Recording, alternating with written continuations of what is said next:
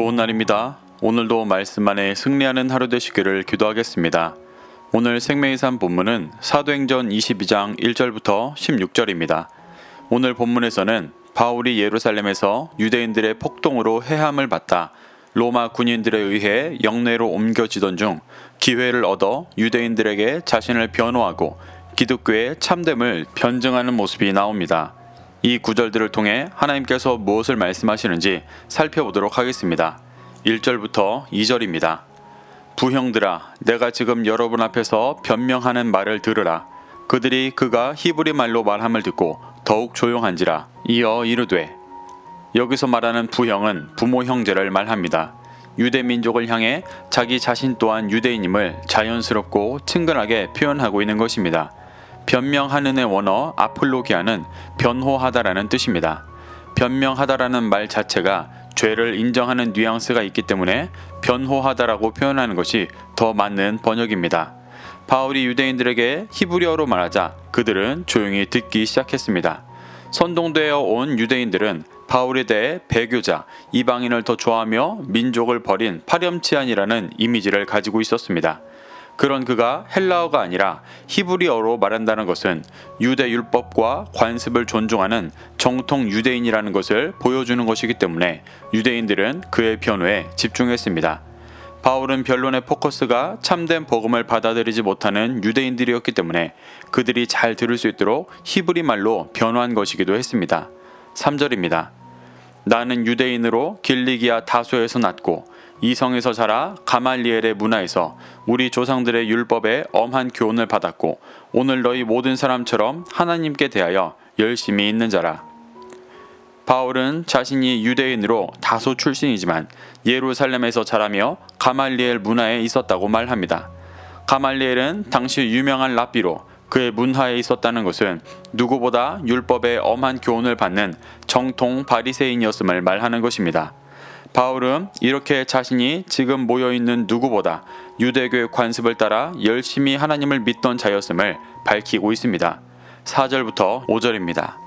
내가 이 돌을 박해하여 사람을 죽이기까지 하고 남녀를 결박하여 옥에 넘겼노니 이에 대제사장과 모든 장로들이 내 증인이라. 또 내가 그들에게서 다메섹 형제들에게 가는 공문을 받아 가지고 거기 있는 자들도 결박하여 예루살렘으로 끌어다가 형벌 받게 하려고 가더니. 바울은 정통 바리새인이었던 자신이 누구보다 앞장서 기독교를 박해하며 사람을 죽이기까지 하고 남녀를 결박하여 옥에 넘겼던 사람이었다고 말합니다. 이는 대제사장과 모든 장로들이 증언할 수 있는 명백한 사실이라고 말합니다. 지금 모여있는 흥분한 군중들보다 더하면 더했지 덜하지 않았던 사람이었다고 말하고 있는 것입니다. 그리고 바울은 다메섹에 가는 길에 겪었던 사건을 이야기합니다. 자신이 사내들인 공의회의 공문을 받아 공식적으로 다메섹의 기독교인들을 결박하고 끌어내어 형벌을 주러 가고 있었다고 말합니다. 6절부터 7절입니다. 가는 중 다메섹에 가까이 갔을 때 오정쯤 되어 호련히 하늘로부터 큰 빛이 나를 둘러 비치매 내가 땅에 엎드러져 들으니 소리 있어 이르되 사울아 사울아 네가 왜 나를 박해하느냐 하시거늘. 바울은 기독교인들을 박해하기 위해 다메섹에 가던 중 예수님을 만났던 일을 간증합니다. 바울이 다메섹으로 가는 중 오정쯤 호련히 하늘로부터 큰 빛이 나를 둘러 비쳤다고 고백합니다. 한낮에 큰 빛이 자신을 둘러 비쳤다는 것은 태양빛과는 구분되는 초자연적인 강력한 빛이 자신을 둘러 비쳤던 것을 보여주는 것입니다. 시편 119편 105절을 보면 말씀을 빛이라 비유로 표현합니다. 이는 유대 사회에 흔히 쓰이던 관용적인 표현으로 초자연적인 빛이 비춘다는 것은 진리의 말씀이 임하는 것이라는 것을 유대인들은 알아들었을 것입니다. 둘러 비침의 원어를 보면 붙들어 매다, 고착시키다 라고 번역할 수 있습니다. 빛이 바울을 붙들어 매고 고착시켰다는 것은 세상의 빛이시고 말씀이신 예수님께서 바울을 붙들어 매고 계심을 말하는 것입니다. 그리고 바울은 예수님께서 사울일 적 자신을 부르시며 왜 나를 박해하느냐라고 말씀하셨다고 합니다. 바울이 초대교회 성도들과 기독교를 핍박하는 것을 예수님은 자신을 핍박했다고 여기셨습니다. 예수님의 몸된 교회와 지체들이었기 때문이었습니다.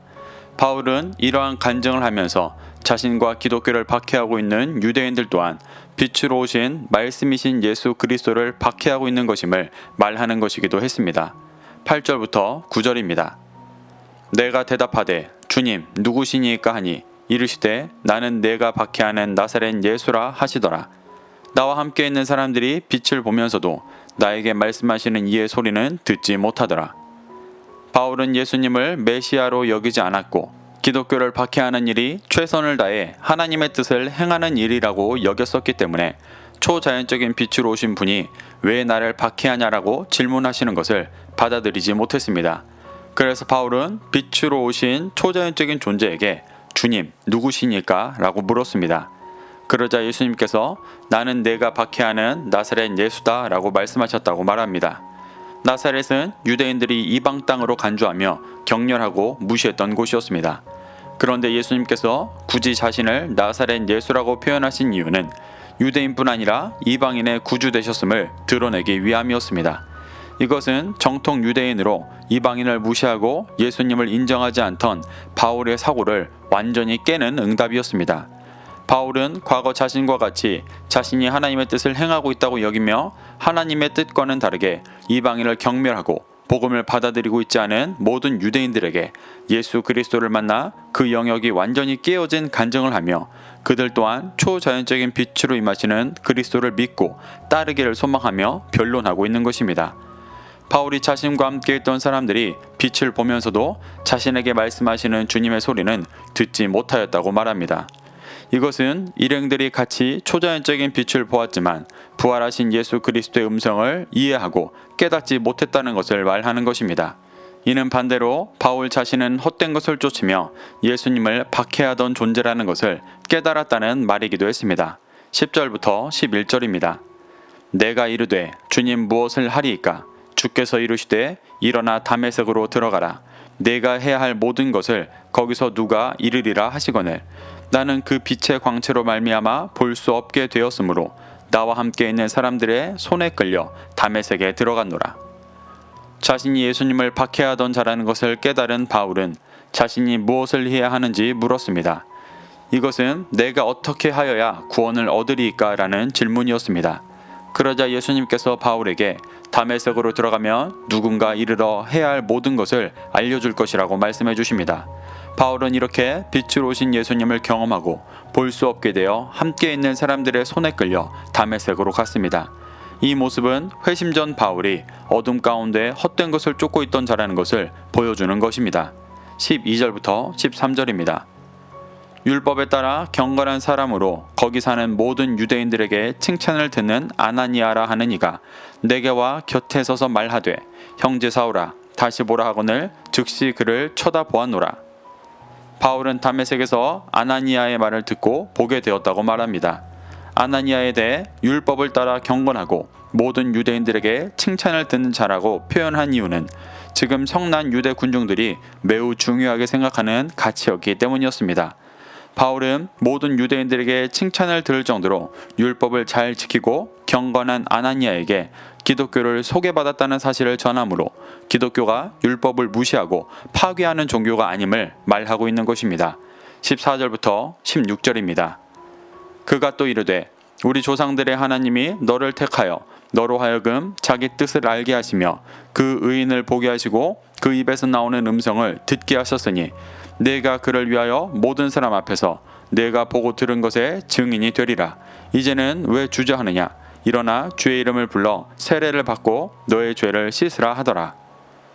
바울은 아나니아가 하나님께서 자신을 택하셨고 자신에게 하나님의 뜻을 알게 하셨고 예수님을 보고 음성을 듣게 하셨다고 말합니다.